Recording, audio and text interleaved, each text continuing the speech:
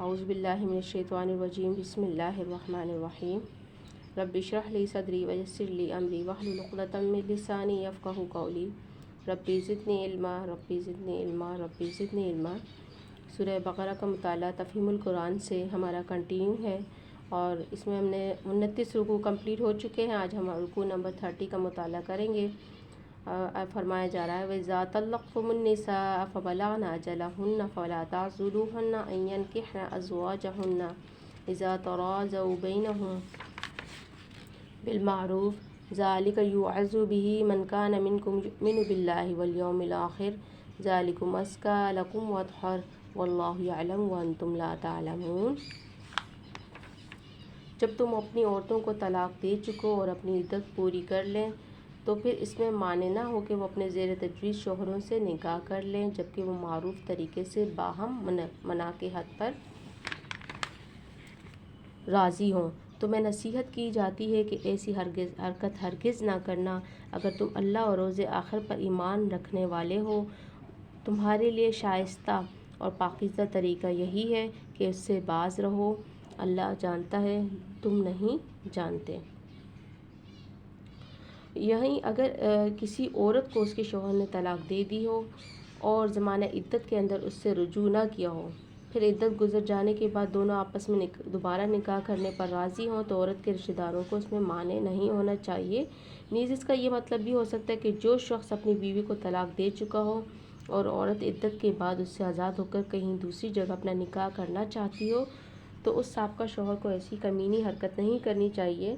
کہ اس کے نکاح میں مانع ہو اور یہ کوشش کرتا پھرے کہ جس عورت کو اس نے چھوڑا ہو اس سے نکاح میں کوئی بھی لانا قبول نہ کرے۔ آگے فرمایا جا رہا ہے وَالْوَالِدَاتُ يُرْضِعْنَ أَوْلَادَهُنَّ حَوْلَيْنِ كَامِلَيْنِ لِمَنْ أَرَادَ أَنْ يُتِمَّ الرَّضَاعَةَ وَعَلَى الْمَوْلُودِ وَلَهُ رِزْقُهُنَّ وَكِسْوَتُهُنَّ بِالْمَعْرُوفِ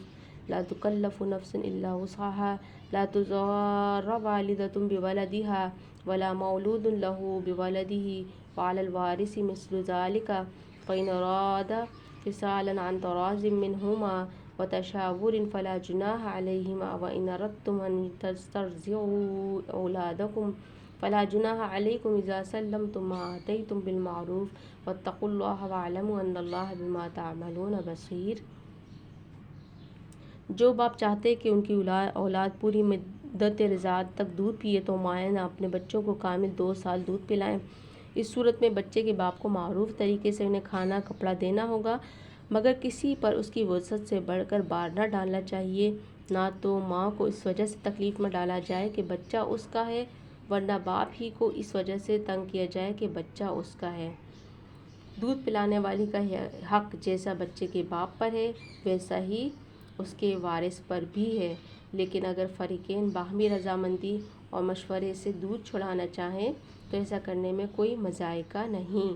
اور اگر تمہارا خیال اپنی اولاد کو کسی غیر عورت سے دودھ پلانے کا ہو تو اس میں بھی کوئی حرج نہیں، بشرط یہ کہ اس کا جو کچھ معاوضہ طے کرو وہ معروف طریقے پر ادا کرو۔ اللہ سے ڈرو اور جان رکھو کہ جو کچھ تم کرتے ہو سب اللہ کی نظر میں ہے۔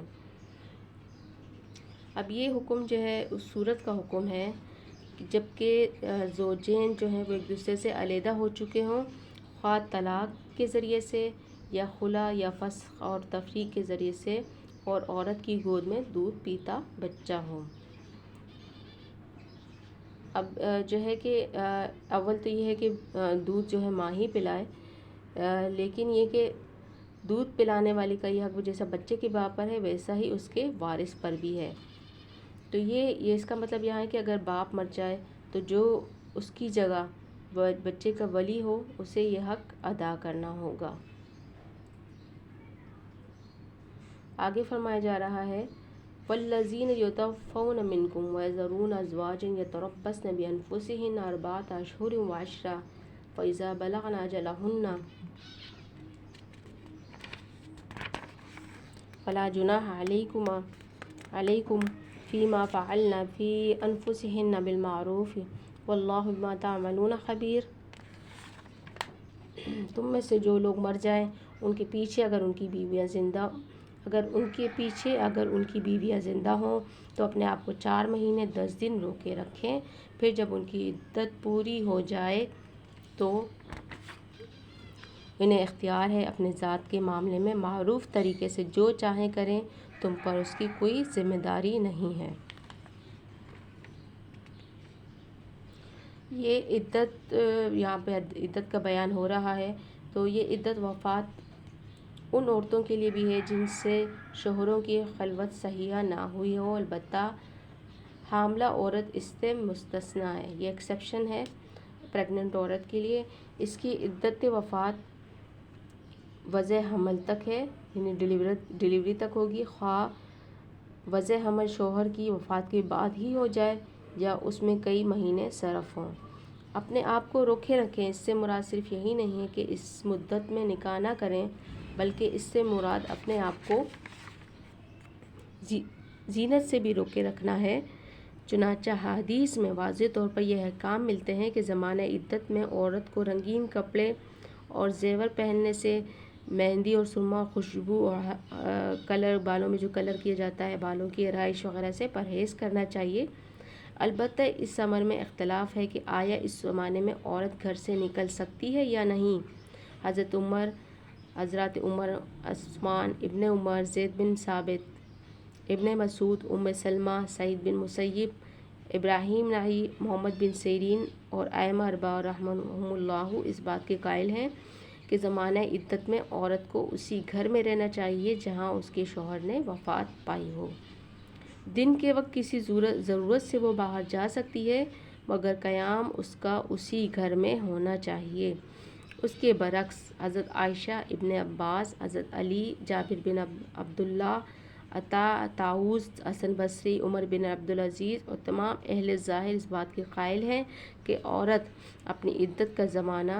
جہاں چاہے گزار سکتی ہے اور اس زمانے میں سفر بھی کر سکتی ہے۔ آگے فرمایا جا رہا ہے وَلَا جُنَاحَ عَلَيْكُمْ فِي مَا عَرَّضْتُمْ بِهِ مِنْ خِطْبَةِ النِّسَاءِ أَوْ أَكْنَنْتُمْ فِي أَنفُسِكُمْ عَلِمَ اللَّهُ أَنَّكُمْ سَتَذْكُرُونَهُنَّ وَلَكِنْ لَا تُوَاعِدُوهُنَّ سِرًّا إِلَّا أَن تَقُولُوا قَوْلًا مَّعْرُوفًا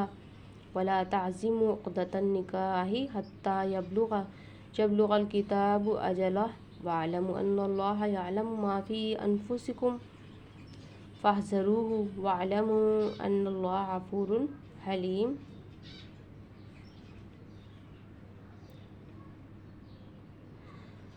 زمانہ عدت میں خواہ تم ان بیوہ عورتوں کے ساتھ منگنی کا ارادہ اشارے کنایے میں ظاہر کر دو،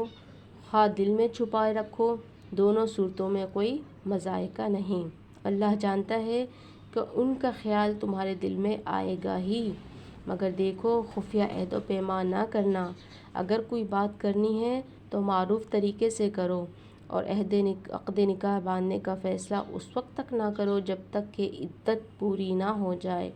خوب سمجھ لو کہ اللہ تمہارے دلوں کا حال تک جانتا ہے، لہٰذا اس سے ڈرو، اور یہ بھی جان لو کہ اللہ بردبار ہے، چھوٹی چھوٹی باتوں پر سے درگزر فرماتا ہے۔